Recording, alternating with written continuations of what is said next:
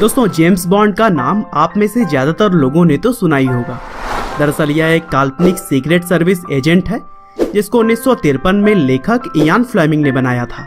और यह secret service agent कहानियों और फिल्मों के अंदर खासकर अपने कमाल के कारनामों के लिए पहचाना जाता है। हालांकि भले ही जेम्स बॉन्ड एक लेखक की कल्पना से ज्यादा कुछ भी नहीं है, लेकिन भारत के अंदर एक ऐसे इंसान जरूर मौजूद हैं जिन्हें जेम्स बॉन्ड की तरह ही काम के लिए जाना जाता है। जी हाँ दोस्तों, हम बात कर रहे हैं national security adviser Ajit Doval के बारे में, जो कि फिलहाल तो एक राष्ट्रीय सुरक्षा सलाहकार के तौर पर काम कर रहे हैं, लेकिन पिछले कुछ दशकों में एक खुफिया एजेंट के तौर पर उन्होंने देश के हित में जो काम किया है वह काबिले तारीफ है। यहाँ तक कि कई सालों तक अजीत डोभाल पाकिस्तान से खुफिया जानकारियां इकट्ठा करके भारतीय सुरक्षा एजेंसियों को भी भेजते रहे। और दोस्तों, जम्मू कश्मीर से 370 हटाना हो, अमृतसर में ऑपरेशन ब्लैक थंडर या फिर प्लेन हाईजैकर से डील करना हो, हर काम में ही अजीत डोभाल को सबसे आगे रखा जाता है। और दोस्तों, इन सभी ऑपरेशंस के बारे में मैंने आगे इसी वीडियो में बातें की हुई है, लेकिन चलिए फिलहाल हम अजीत डोभाल के शुरुआती जीवन से उन्हें जानने की कोशिश करते हैं। लेकिन दोस्तों, डोभाल जी के इस कहानी को शुरू करूं उससे पहले मैं इस वीडियो के स्पॉन्सर्ड के बारे में आपको बताना चाहता हूं, जो कि है Finnovations.com।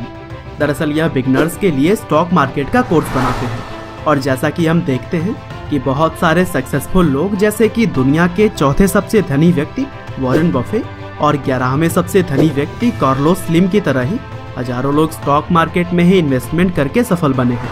और अगर आप भी स्टॉक मार्केट में इन्वेस्टमेंट कैसे करें इसके बारे में डिटेल में समझना चाहते हैं, तो फिर आप डिस्क्रिप्शन में दिए गए लिंक के जरिए बेहतरीन कोर्सेज करके स्टॉक मार्केट के एक्सपर्ट बन सकते हैं। लेकिन चलिए अब डोभाल जी की हम कहानी को शुरू से जानते हैं। तो दोस्तों, इस कहानी की शुरुआत होती है 20 जनवरी 1945 से, जब उत्तराखंड के पौड़ी गढ़वाल जिले के एक छोटे से गांव में अजीत डोभाल का जन्म हुआ। उनके पिता का नाम गुणानंद डोभाल था, जो कि खुद भी एक आर्मी ऑफिसर थे। और शायद यही वजह थी कि अजीत के अंदर भी शुरू से ही देशभक्ति की भावना कूट कूट कर भरी हुई थी।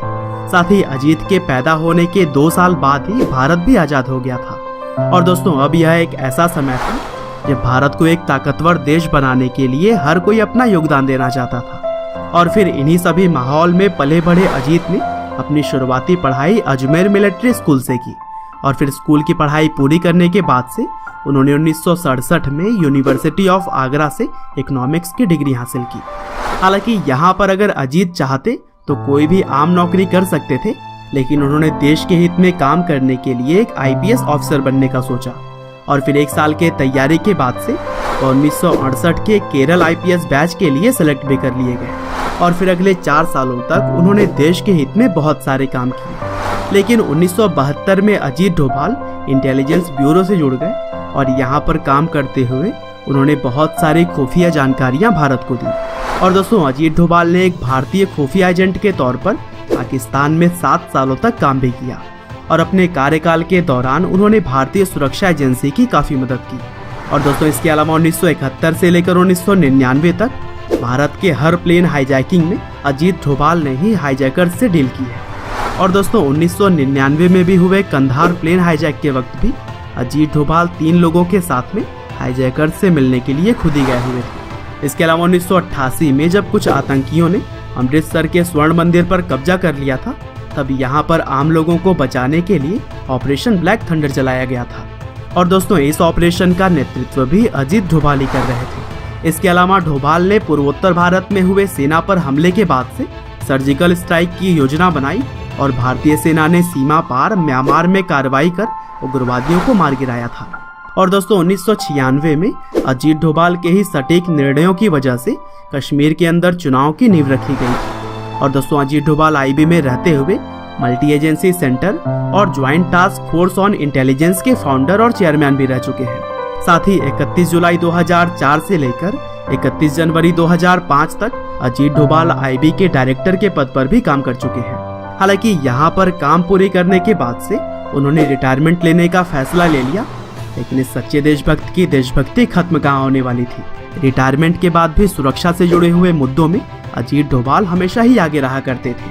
हालांकि आगे चलकर अजीत डोभाल के एक्सपीरियंस को देखते हुए उन्हें 2014 में राष्ट्रीय सुरक्षा सलाहकार के तौर पर शामिल किया गया और इस तरह से अजीत डोभाल एक बार फिर से एक्शन में आ गए और सबसे पहले ईरान में फंसी 46 भारतीय नर्सेस को वहां से बाहर निकालने का उन्होंने काम किया। और दोस्तों 2016 में पाकिस्तान में हुए सर्जिकल स्ट्राइक को प्लान करने का श्रेय भी अजीत डोभाल को ही जाता है। और जब 2019 में विंग कमांडर अभिनंदन गलती से पाकिस्तान पहुंच गए थे, तब अजीत डोभाल ही थे जिन्होंने नियम कानून याद दिलाते हुए साफ साफ यह कह दिया था कि अगर अभिनंदन को कुछ भी होता है तो भारत हर स्थिति से निपटने के लिए पूरी तरह तैयार है। और दोस्तों हाल ही में जम्मू कश्मीर में धारा 370 हटने के बाद से हालातों को काबू रखने में भी अजीत डोभाल ने अहम भूमिका निभाई है। और इस तरह से 74 साल के हो जाने के बाद भी अजीत डोभाल आज भी भारत की सेवा करते हुए नजर आते रहेंगे। और दोस्तों अगर उनके अभी तक के कारनामों को देखा जाए तो भारत का जेम्स बॉन्ड कहना उन्हें कोई गलत नहीं होगा। उम्मीद करते हैं कि आपको अजीत डोभाल की यह कहानी जरूर ही पसंद आई होगी।